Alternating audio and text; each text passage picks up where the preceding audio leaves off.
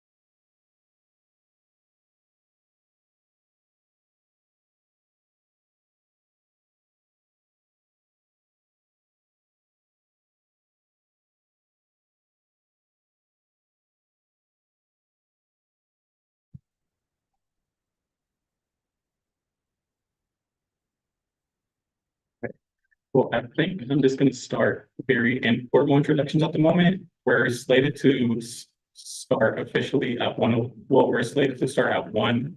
We typically start at 1:05, but since we have President Leffler here, I think we can take some extra time. There may be people still coming in. We'll ask them to introduce themselves as well as the virtual audience. But yeah, so my name is Alex Miranda. I'm the president of GRCC Student Government. I'll formally introduce myself once we're officially started, but for right now, does everyone just want to say their first names, pronouns, major? Pronouns are he, him. My name is Jennifer Camino Alvarez. My pronouns are she, her. My major is engineering here at GRCC, and I'm the vice president of student government. Hello, everyone. My name is Troy Hornbone. I'm communications director for student government. My pronoun is he, him, and I'm majoring in. Hi, I'm Nick Allison. I'm a member of PTK and also an editor for Display Magazine. And my pronouns are he. And I'm a business administration major. Hello, I'm Bert. I use data. I'm the secretary for the gaming club. I'm a business administration major as well. Yeah.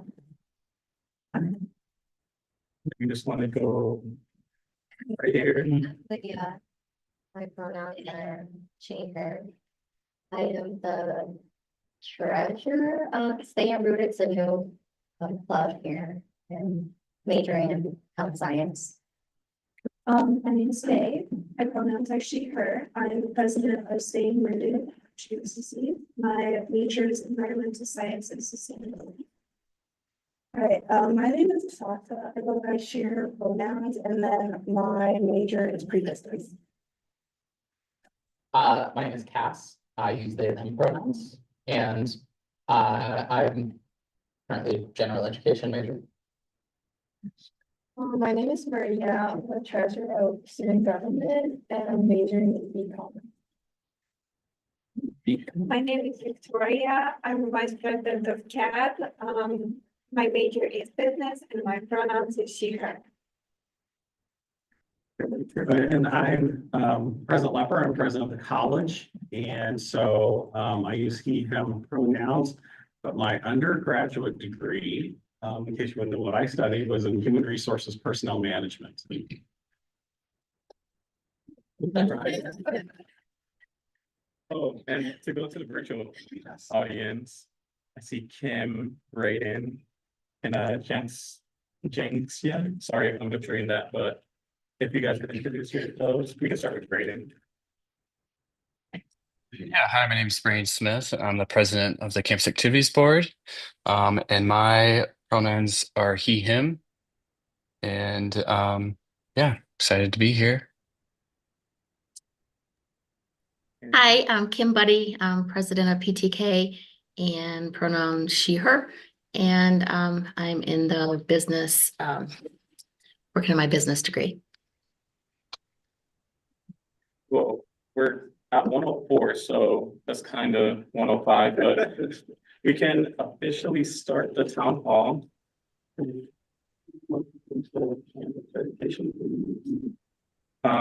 then to officially introduce ourselves, we just want to add an icebreaker, just a quick icebreaker. It would be, what's been your favorite part of the fall semester? Right, it would pretend at the moment. And I'll try to memorize your guys' names. I'm sorry if I don't, but for me, my name is Alex. Once again, I'm the president of student government. And I think my favorite part of the semester has been connecting with this e-board and then our event, the Latinx Heritage Month event celebration. That one was very fun. And I think I would give this semester a 7.5. I think that's been the highest that I've rated it so far. So Okay, well, yeah, my name is Jennifer, and I'd say my favorite part of the fall semester so far is just like connecting with all the students in general throughout like all of our events. I haven't really been like involved like that like, closely with students before, and it's really fun. I would rate it a 7 as well. Maria. Yeah, my name is Maria. Yeah, I think my favorite part of this semester was honestly like being in student government. I think I explored like a lot, just being in student government, and I met amazing people members, and I also met president at first, so that was really fun. And hosting student government events and doing town hall, I think that was like, my favorite part of this semester. Correct. Yes, so far, one of the most favorite part is this fall probably me being here as student government also because this is like my first time being in the leadership position since high school. And I think there's an opportunity for me to get practice myself for real world. Be good. Yes, so I think so far, my favorite event was, well, again, like meeting a lot of new people, learning so much, a lot of opportunities, a lot of experiences. I would say that one of the funniest events was homecoming dance, and I would give it an 8. I could go to Nick. Sure.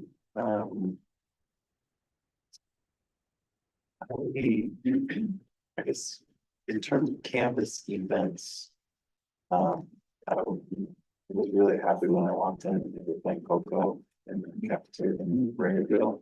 So the cookies and cocoa, thanks for that. But my favorite part of the semester is my introduction to public speaking class, which is not something that you can test out, but is required for my major. And so despite my 15 years of broadcasting experience, I had to take this like entry level class And Dr. Derek Bolin is a phenomenal teacher. And I've enjoyed all of the speeches that I've given and the type of class camaraderie that we've established there. It's unlike anything I've ever experienced here at the UCC. So I'd say that's my favorite part of this semester. Nice. And I'm gonna add a challenge to this now. If you can tell us in under 15 seconds, please. But yeah, Sophie, right? No, Zoe. Yeah. Zoe, sorry. Oh, my name's Zoe, my pronouns she, they. But yeah, my favorite part of the semester is probably has to be taking a, I haven't really done much this semester. That's good. What about 1 through 10? Semester, what would you rate it? 7. Then, sorry, I forgot your name. Yeah, data, and probably my favorite moment so far here has been my mentor for my beginning class. It was kind of like an introduction to the West Michigan Challenge, where we had to develop and propose a brand new business idea. And I did a lead sports initiative. And I forgot your name as well. Yeah, Lydia, master, I think of that, and 7. my favorite part of it is just writing a thought in part of something. I could be engaged. Over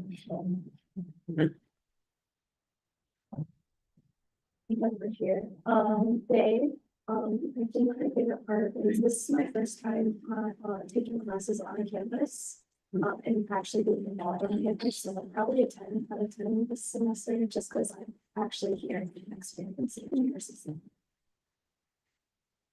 Okay, so again, my name is Asanta Shaker from the, I would rate this semester an 8 out of 10 because I've been like trying to go to like more like JRC events as well as now joining like the backpacking club, so it's kind of fun meeting new people. Thanks. My favorite part of the semester, I got cast in a play for the I'll be performing in Boom for the Winter Lab Theater production, and I've been having so much fun doing rehearsals and and when I did audition, getting to audition. And I'm very excited for it, and that's been a 10 out of 10 so far. Good, nice. And then very quickly adding another challenge to the virtual audience. If you could tell us in 5 seconds, 1 through 10, your semester. We can start with Braden.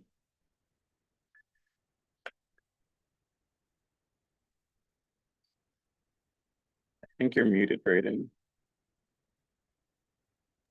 Sorry about that. I guess the best part for me for the semester, which I mean, I'm kind of biased since I helped do some of the campus activities board events, but definitely would be the events on campus. Those are always super fun to meet new people and um, do things like that. And I guess the rating I would give it for the whole semester at the moment would be probably an 8. And yeah, I just feel like it's been going pretty good. So excited for next semester as well. Thank you. And then Kim, real quick. I think Kim might be out of the frame at the moment, but that's okay. We can get back to her. But yeah, so we have to move on. We have Dr. Lepper here. I'm going to briefly go over what student government does. So very briefly and basically, student government, we are students working for students. A lot of our initiatives this fall semester has been centered around voter registration and voter advocacy. We wrapped up those efforts, I think 2 weeks ago when the election started. We had pizza to the polls, trick or vote. We gave out cupcakes on election day that said vote. But yeah, we're going to update our we're going to deliver an update for the winter semester very soon. So keep up to date with that. Brayden, if you wanted to introduce CAB a bit. Yeah, so this is our whole team for the campus activities board. Unfortunately, we couldn't have some people make it, like Victoria Balida, which is the communications director. She deals with social media. And then we also have Alyssa Gomez, which is an advisor, and then Sheena Weaver as well, who's the assistant advisor. And Amelia Haywood, she will be here soon. She's coming towards the end to share some volunteering opportunities. And she's a secretary for us for that. And yeah, I guess our biggest thing is just to throw large scale campus events for students to engage with each other, try to build a community and have a sense of fun while you're here at GCC. So yeah. Thank you. And before we move on to our main event, Dr. or President Lepper, I just want to say thank you everyone for coming. And yeah, it's nice seeing all of you here for Dr. Lepper and for student government in general. But yeah, so to start off, for having Dr. Lepper as a special guest this semester or this November, do you just want to give a quick introduction or? Well, I was hoping I got to do the icebreaker too. Oh, sorry. You can add that into your intro. So I will say my semester has been a 10 and, you know, I will say that it's, the fall term is probably, more of my favorite than I would say the winter term because over the summer, campus sometimes tends to get really, really quiet. And so when the end of August starts to roll around and we see more students on campus and see more life on campus, that's always exciting to see. But I also will say it's been really rewarding and exciting for me to see the activities and events that you all are planning and engaging in. I think that as we are still kind of rebuilding from the pandemic, that's exciting to see and hear, you know, new clubs taking root and seeing that students are connecting with the college and being on campus. Some of you may or may not know that I actually ended up in my role that I am today because I started out as a student leader. I didn't go to college with the intention of ever working at a college. And it was because of the experiences that I had that really led me down that path. And so I hope you're all having those same experiences as well, that it's positive, that's learning opportunity for you, but also you're having a lot of fun doing it too. Yeah. All right, thank you. And then do you just want to share some of your responsibilities at just a Oh, wow. basic Just the overview? basic. That's the basic. Well, it is a long list. So as you know, I serve as the president and chief executive officer of the college. We are about the third or fourth largest community college in the state of Michigan. And so we have a large footprint. So in addition to our 12,000 students who are on the for credit side, we have about 10,000 students who are with us in our workforce training programs each year. And we also have a foundation that's connected to the college that I engage with. I don't oversee the foundation, but I'm on their board of directors. Their purpose is to support the college. And that foundation, the GRCC Foundation, is the 13th largest foundation in West Michigan with about $42 million in assets that they use to generate scholarship dollars for our students, which is about $1.3 million a year. So that is my role in leading the institution, also connecting with our legislators, with our other elected officials. I work for Board of Trustees, which is a 7-member board that's elected by our community. And so my day is not ever typical, which is part of what I find exciting, that there's always new things to learn, new things to think about, new challenges. But I would say that sums it up in the best way that I can. Yeah, no, I would agree. Before we move on to the questions, if we could briefly introduce everyone who just came, thank you for coming. But if we want to start with Connor and then go back, just like name and then pronouns. Connor. And then, does anyone else want to introduce themselves? Hi. Hi, Makai. Hi. All right. Anyone else want to introduce themselves? Steven. There's, you know. Okay, cool. Well, thank you guys for coming. We have a couple of questions that we've submitted to your office for you to be ready to answer today. And the first one is related to GRCC's mascot and updates on that. So I'll read out the full question. Okay, give back your answer. So, President Lepper, are there any updates regarding GRCC's mascot? What is our mascot? What step in the process are we in implementing a mascot for GRCC? So that's a great question, but also a difficult one. So I think we're probably getting the hardest one out of the way, perhaps early on. And so these are questions, conversations that have been going on for a while now. So what I would say is at this point where we are is that we as an institution are going through really just kind of a bigger picture, asking the question of what is GRCC, who is GRCC, and how do we communicate that? And so we are really strengthening our branding as an institution. Some of you may have seen some of our commercials that center around together. Together we've got this. And part of that is helping to identify and establish that identity first. We know we're the GRCC Raiders, but there has been several versions of what a Raider is. And when I started here almost 2 years ago, that there was a kind of a movement that I feel like didn't have much campus input would be to use the lion as our mascot and then also associate that with the fountain. Personally, I don't understand the connection between lion and raider. And so what we have been doing is we've been working with some external entities, also with our marketing communications team to build a phase approach and build towards that. And so what I anticipate that we'll be able to do is in January, start to map out and share with you a more specific timeline around the mascot process. So when we do that, that will be something that the community will be involved in. And so we'll seek input from students. I anticipate that we'll have an open process for folks to submit ideas, but also a process where students can vote for their favorite submission.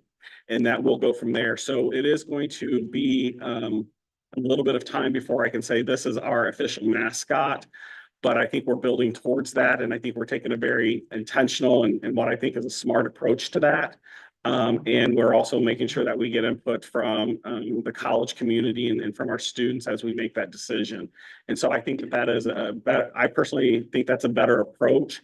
That may take us a little bit longer to get there, but I think the results will be greater when we have more people involved in the process and more input, as opposed to just selecting one or continuing to do what we've done. So I know there's a lot of eager folks out there. I'm eager to see that as well, but we're working towards that and we'll continue to keep you updated. And so hopefully in January, we'll be able to map out or provide you a mapped out timeline of when things are going to be happening with that and the milestones associated with that. Well, thank you. Are you open to hearing input at the moment? Or like ideas? Sure. Okay. If there is this submission process, would there be a possibility of people being able to submit and vote for bringing back the record? Correct. I am personally a very big fan of the Raider Requiem. Yeah, I don't know that we have said, here's what can and can't happen yet. I think we're open to lots of suggestions and ideas. And so I don't want to dismiss any idea at this point. But I think those are all things that we have to take into consideration. So really from a process standpoint, we'll be putting together a team to outline that process. It's not going to be a process that I just map out and say, here's how we're going to go about doing this.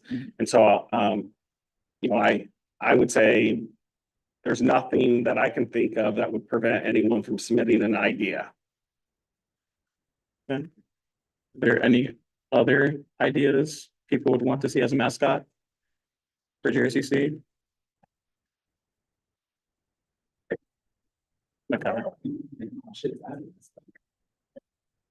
Well, we haven't, that's part of where I think the submission process is taking place, is to get those ideas and what the options are. I think the guidelines that, I think that we have to keep in mind is whatever we come up with is something that is a positive for our community, for the college. And so we have to think through what those parameters are to make sure that we're not excluding anyone and representing who GRCC is and being thoughtful about who our mascot is and what they stand for. So I think that as we think about, what are those parameters, that's, I think, one of the lenses that we would look through when we get those submissions is it appropriate? And does it convey our values as an institution? Does that answer your question? Do you personally have your favorite mascot? I know we had like lions and then raiders. No, I would say I don't have a favorite mascot. And you know, again, that's where I think we have to let our mind kind of turn to wonder of what it could be.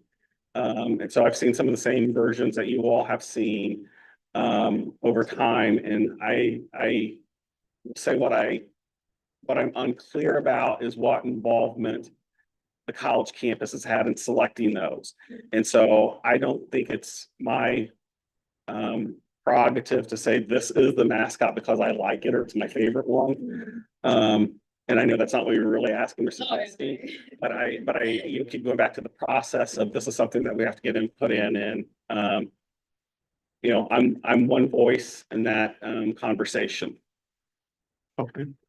Well, if there's no other ideas or input, I can pass it off to Jennifer to ask the next question. The next question I have is, are there any upcoming or scheduled art projects or implementations at GRCC? And how long does this process take in general? Yeah. So another good question. So one of the things that I hope that we can do as a college is I would love for us to be able to establish a curated fine arts collection. And that is not something, again, you just kind of flip a switch. It has to be planned and thought through. And so we've started to do some of that work. So some of you who may have been here, and this is probably more for our staff who's in the room, prior to the pandemic, we probably had more art up on the walls in the buildings than we do today. But during the process of some of the renovations that took place during those 2 years, a lot of that art came down, and the walls look different because they have different features on them or what have you. So we have rehung all of the artwork that was once out on campus. So we now have inventory to that to know what we have and to better understand what we have. And then our facilities team has been putting up some of that artwork back in the places where it seems like it fits and is appropriate. But I want us to, you know, be thoughtful in how we curate a thoughtful art collection. To me, part of the importance of an art collection on campus is that it's reflective of the people who are at our institution. It's reflective of all of us. And it's something that has meaning, that has value, but also I think it's also something that we can use as teaching tools and learning tools. And so I, again, think that that's going to be a little bit longer process. We're engaged in some of that work now, but I want us to think through, you know, what are our standards for framing? Because we want that to, you know, last a while, to complement the building. What are our standards of, do we put a plaque by each one saying what the art is, who it's by, those types of things, as opposed to just putting something up on the wall and wondering about that. And so again, like, I know that that's a longer process than maybe what folks had hoped for, but again, I think it's a more intentional, more thoughtful approach that will produce better outcomes and results.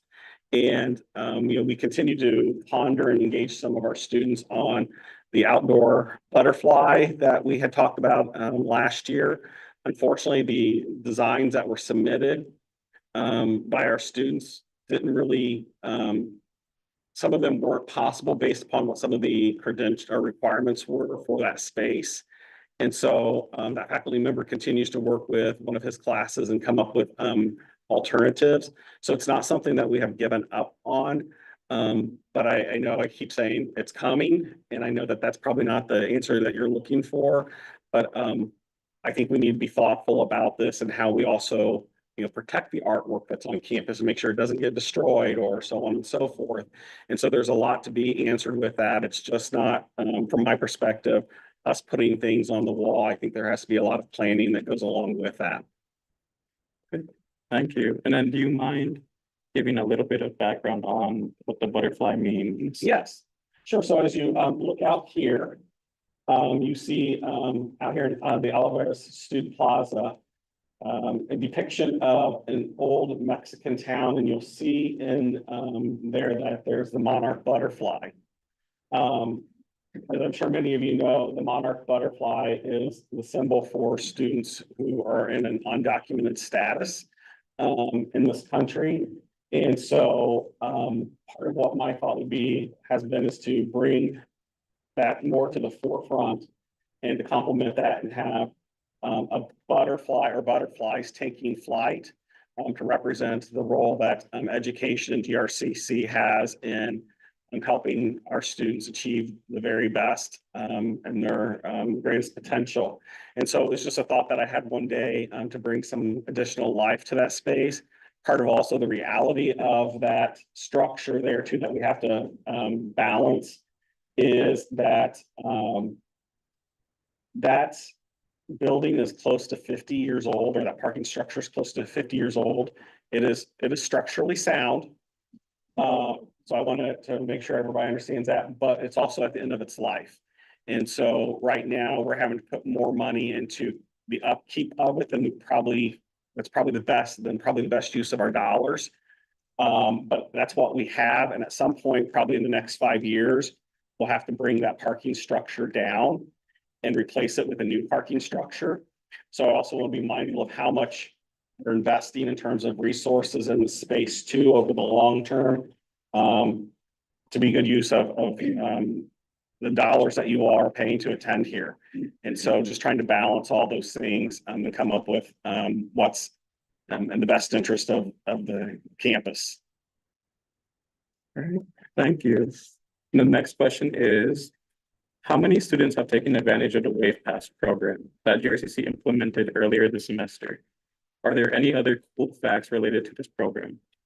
So I think cool fact, and this was something that I had dreamed about, and we were lucky to have a great partner in the Rapid who came along beside us for a pilot year, who I think has been a very committed partner.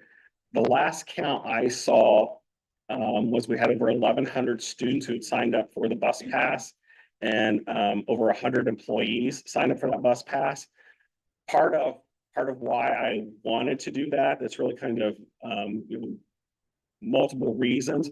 One is from an environmental standpoint. We have a pretty good public transportation system here in Grand Rapids, but also we have some students and some employees who have a need to use the public transportation. And so I also see it as a way for individuals to get access to GRCC.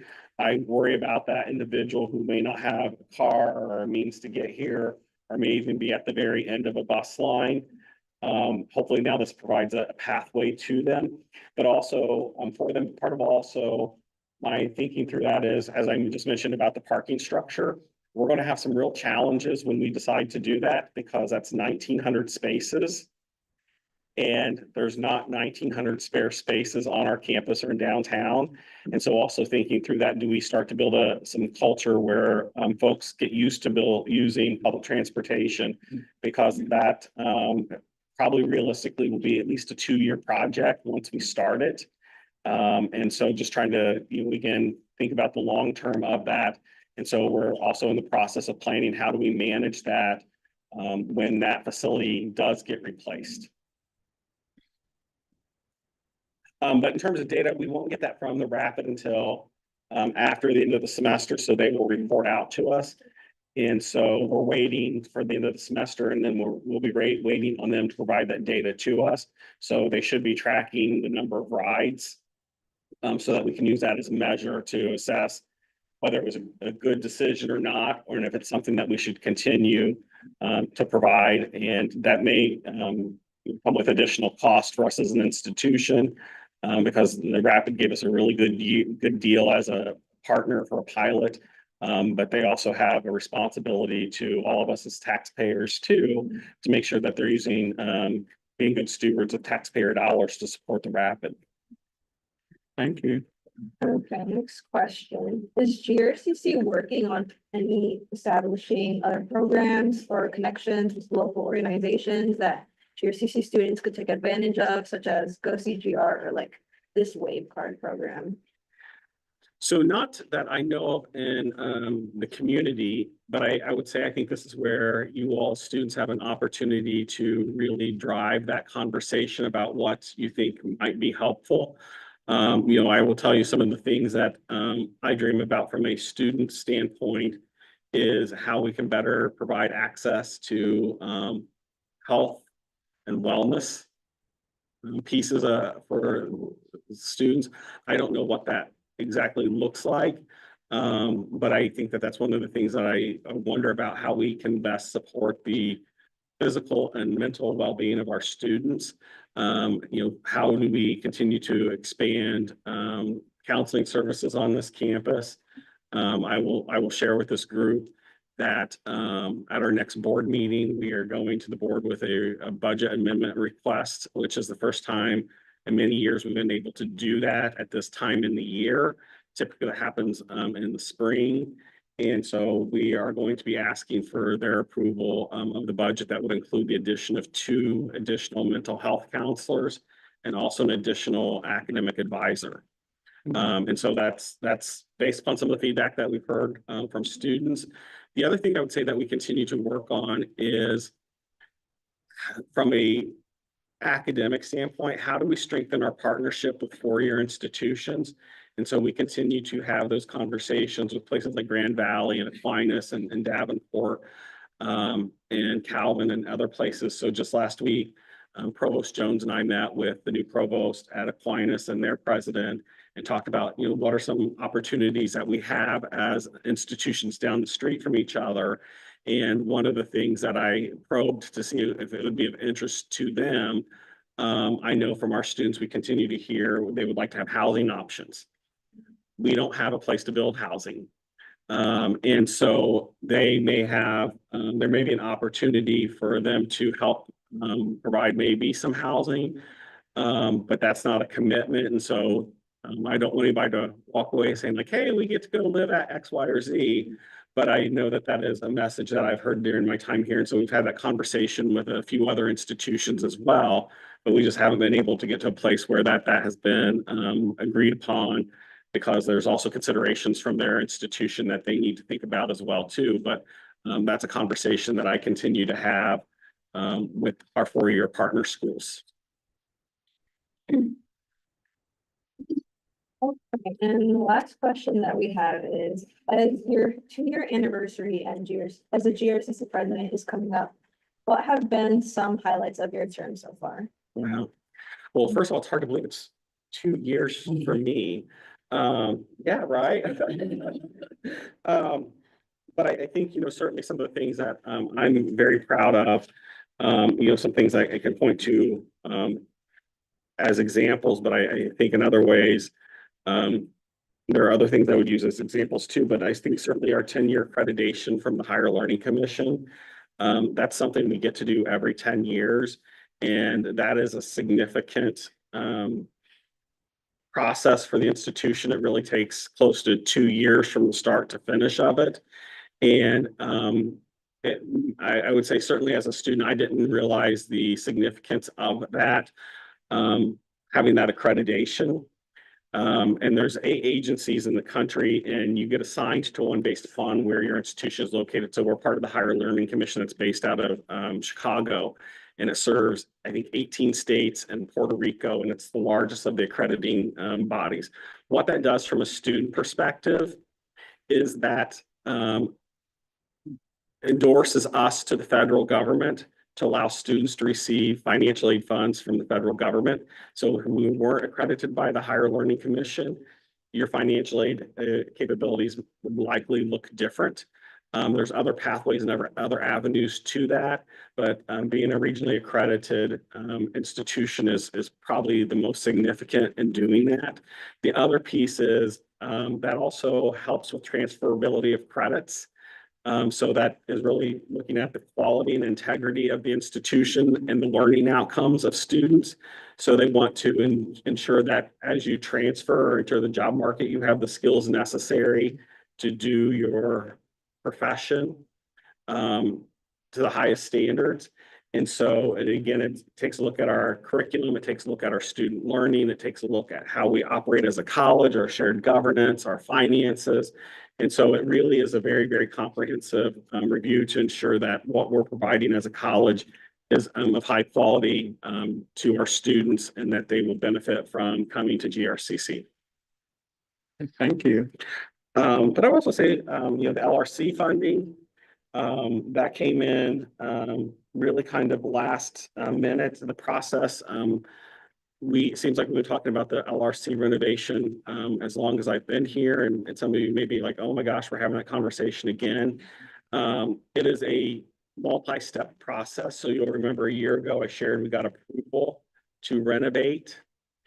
Well, the state has a process that you have to go through because they want to make sure, again, we're building a high quality building. And so just because you have approval to do the renovation doesn't mean they've approved the funding. And so we had to go through another process. And we just got approval late to this fall, I want to say October-ish, maybe even late September.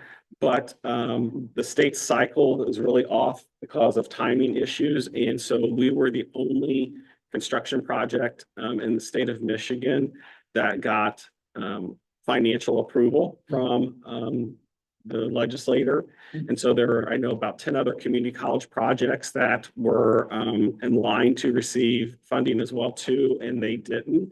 I attribute that to really the work that our facilities and then finance administration team had done to get us to that point. They really did an outstanding job to move us quickly.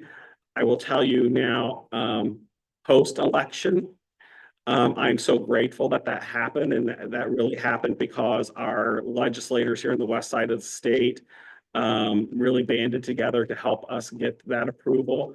Many of us made phone calls to legislators. We made phone calls to other higher ed institutions asking them to reach out to their elected officials.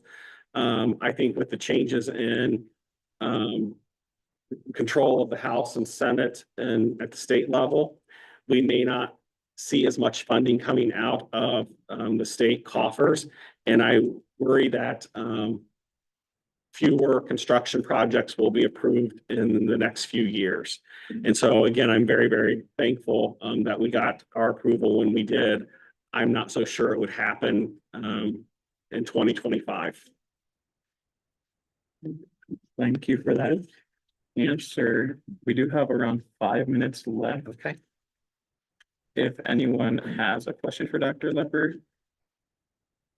I was wondering, well, okay, so I also work at student life office, and I feel like every fall semester, I always get questions from students why they can't get access to Cook Hall building on the weekends.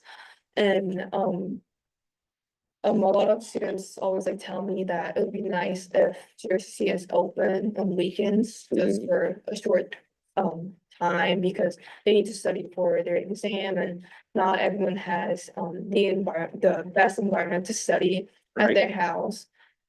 Yes, I was just wondering what you think about that. So we actually just had a similar conversation about this at the executive leadership team, and we're still in conversation about that. This semester, the only location where we're offering classes on the weekend is in the science building. And so we has historically operated the library on the weekends too. Our data is showing that people are not actually here, and so we do track those things. But if there's reason to open more spaces on campus, I would welcome the opportunity to do that. Part of it is also from a safety perspective. Our campus police are here part of the day on Saturday, and they're here during times in which we have classes. And so that's typically till about 2 p.m. And so our classes are usually like 10 to 2.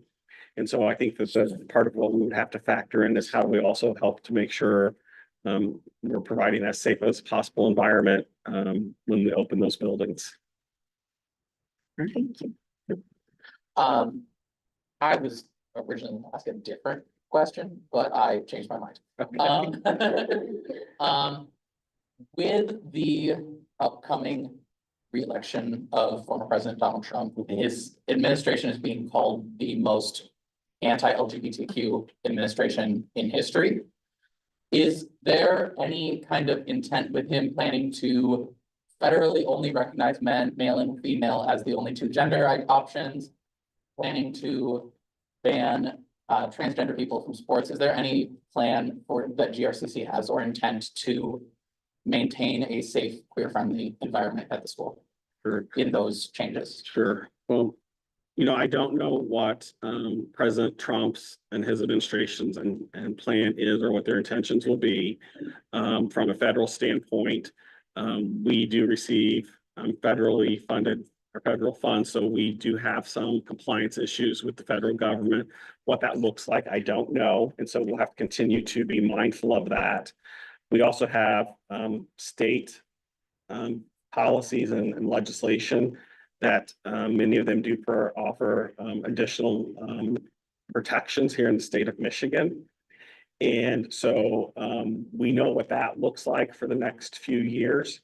And so we have operated underneath that philosophy. I can tell you one of our values as an institution is diversity and inclusion and creating that sense of welcome for all people. And so we'll continue to focus on how we do that at GRCC. What I would say is we can't control what happens at the state level or at the federal level as an institution, but what we can control is how we do that on our campus and do that with each other. And so what I would say is that as we come to those crossroads, that we still need to continue to collaborate, communicate, and figure out how we find solutions together. And those may require some additional conversations and sometimes hard conversations, and sometimes conversations that we may not like or agree with. But it's just not for us to decide what that looks like from a state or federal policy perspective. But we can certainly think about how that impacts us and what we can do as an institution. So I remain very committed to making sure that GRCC is a place where all folks feel welcomed, supported, and safe. And so that's what I can say today. Thank you. We do have 1 minute left, so I think questions are wrapped up for now. But yeah, before we wrap up this portion of the town hall, I just want to say thank you for coming. Thank you. This is, yeah, I truly appreciative that you all asked me to come and spend time with you and to hear your questions directly and to be able to respond directly. So I thank you for being intentional and reaching out and asking me to do this. I think each semester that I've been here, we've done this. yeah. And, it's also just, I appreciate the Student Government Association for 2 years now. They've hosted lunch with Leper. I jokingly say I'm happy that I never get to eat at those events because we have so many students come and I'm busy talking to students, but that's something I gladly give up a good meal for, is to be able to interact and talk and hear from our students and answer questions and also get some feedback from them too. So I think that's of tremendous value. So thank you for doing that as well too. And thank you all for coming. Yeah, and then we'll definitely reach out for next semester to see if we could schedule another town hall with President Leopard, but thank you. Well, thank you all. Good luck with the rest of the semester. I know it's winding down and it's probably feeling a little exhausting at this point. And so remember, it's a marathon and not a sprint. So keep thinking positively and keep moving forward.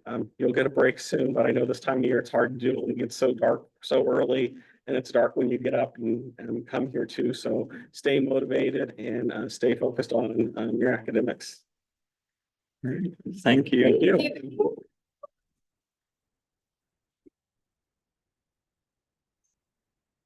Thank you. Thank you. And then we'll keep in touch. Okay, yeah, absolutely. All right, pass it to you.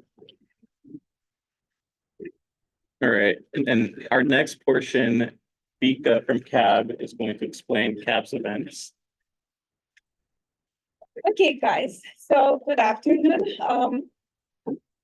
Basically, so for September and October was a really busy month full of events. November, we're like slowed down and we are using November to think through and plan events for upcoming winter 2025 semester. However, we do have one last event for this semester, which gonna be paint a sign, which gonna happen Thursday, December 5th at Lakeshore Campus. This event is more than just an art session. It's an opportunity for students to express their personalities, share messages, and add their unique flair to the GFC community. So each participant will get a blank sign. All painting materials will be provided and the chance to create something meaningful or fun to display on campus. And also they can keep it.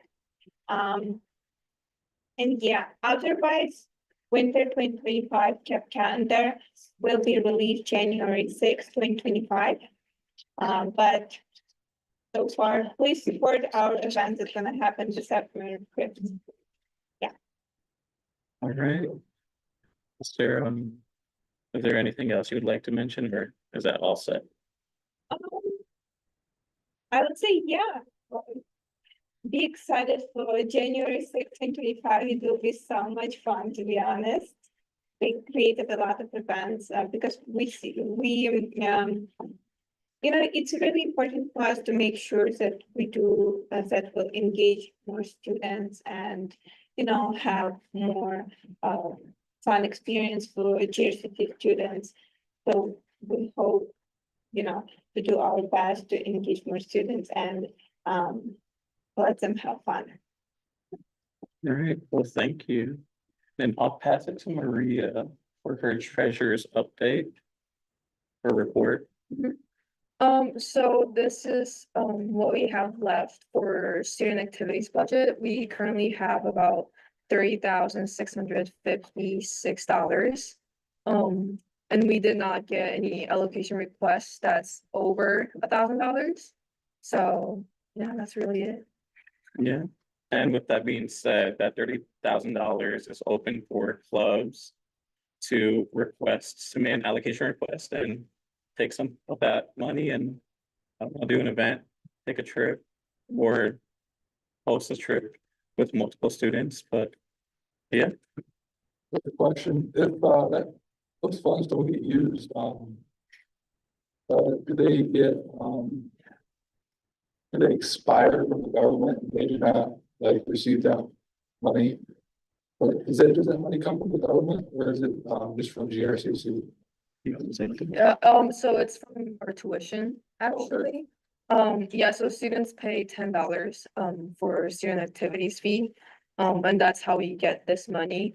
If we ended up not spending this money, it's gonna become as reserved dollars, and that's gonna be used for the future budget. So if we don't get the expected amount, we're just gonna use that as a backup. Are there any other questions about the budget? If not, we can just move forward. So we talked about the allocation request, how does that work between all of the groups? Is there any priority, any amount gets divvied up? So are you just talking about just general process? Yes. So you can do it through Raider Connect. I don't know if you're familiar with that website. I don't. Okay, so yeah, basically, you can just submit the form. It's gonna say allocation request. If it's more than 1,000, I bring it up to town hall and students are gonna essentially vote if we're gonna approve it or not. If it's less than $1,000, our board members kind of vote and then let the organization know. And there's no really divvied up way, it's. Yeah. I guess in a way, it's kind of first come. Yeah, if your group has an idea, submit an allocation request. And then like Maria said, if it's over $1,000, every student at our town hall will vote on it. If it's under, us four will vote on it. So Yeah, and sometimes it does get rejected. because it's really important to be mindful with this money since it's from like all the Jersey students tuition. So I guess the main thing is really like what is the purpose of that? Oh, Just curious if there's a process for allocation requests that are over $1,000 that are like time restricted since the meetings are on one. So last year our town halls were bi-weekly.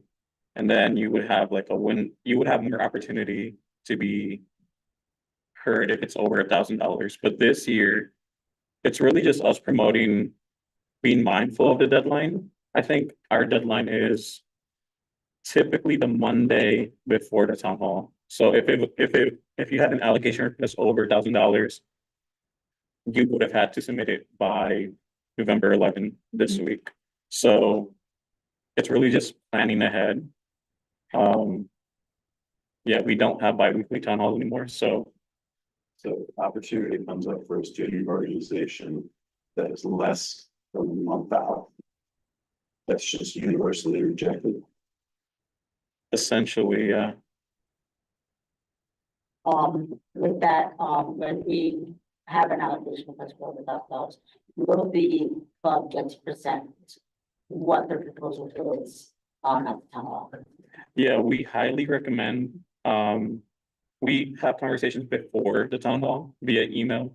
We're saying, we highly encourage have a presentation or have something to convince the audience, because it's not just us voting, it's the students voting. So if you really want to prove your case, become prepared. So yeah. Any, Valerie? Add a piece to this comment, for as far as like the time frame for large purchases.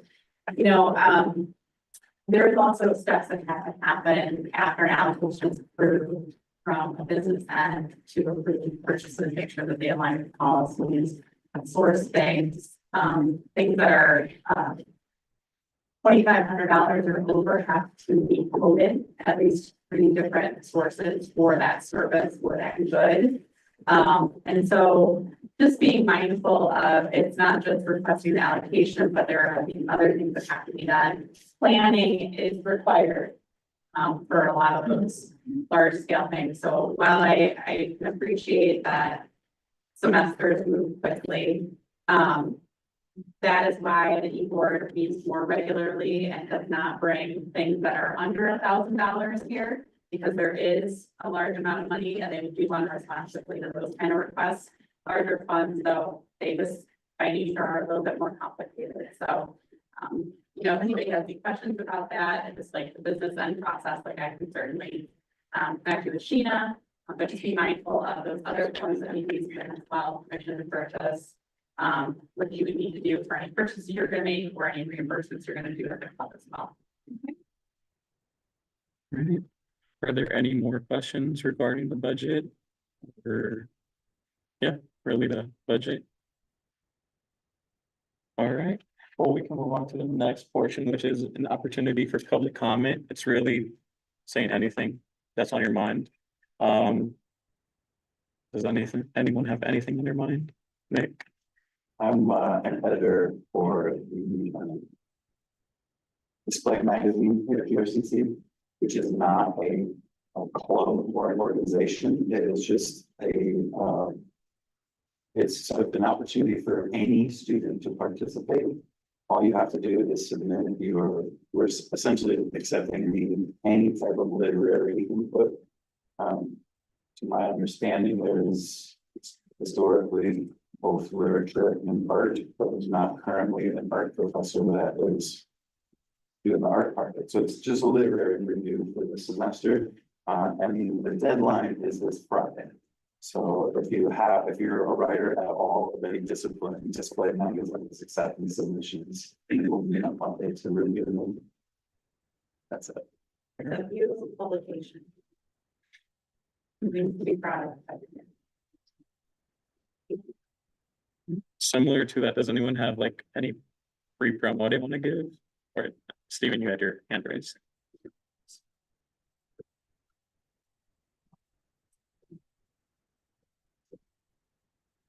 I don't know that advertising forums is a thing that has ever been done in Display Magazine, but I would say that you would send an email. In the Raider, I believe in Raider, that's the business submission form. For Display Magazine. If it's not Raider, then it's just directly on the GRCC website. And that has an email address and you can send email questions to that. That's very things to display. Okay. I'm not sure. This is my first year as an editor, so but typically I believe it's just writing and artwork. I don't know that advertisements for forums or activities is a thing that's included. That was a big concern when you go. Sure, yes. Honor, did you have your hand raised? Yeah, I just wanted to share something that people were hoping to find, see if any organizations would like to help collaborate with us in this right now. We have new club that I'm president of Mantra Club, International Language Club, Foreign Affairs Club, and I think backpacking club as well. I'm interested, but there's an event that we're hoping to host in for 3 weeks. On the December 3rd and 12th, where we named it the Winter Wonderland, and essentially what it is supposed to be is a collaboration between clubs for like to help fundraise funds for each club. And essentially we're hoping to have like 3 aspects of it, where we have a place for clubs like sort of give are able to like sort of advertise their own club, like share like what their club is about or their organization's about, like what they do here at URCC campus. We're hoping to have some activities involved with that. If there's snow outside, we'll have like some stuff outside that like people can do inside. There's a few ideas we have for it, but I don't know if there's gonna be snow on the ground by summer. We can hope though. And then we're also hoping to like,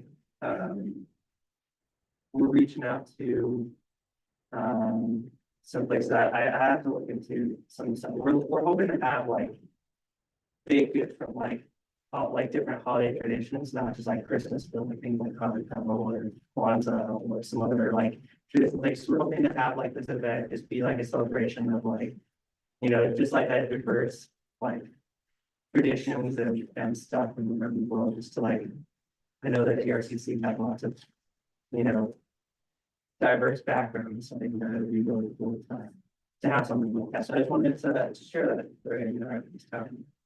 So, I think you wanted to add it. Oh, yeah, I've been recently added as a collaborator into this winter for the main event, and I find it very interesting. And International Language Club as a club in campus, we have find it very interesting as well.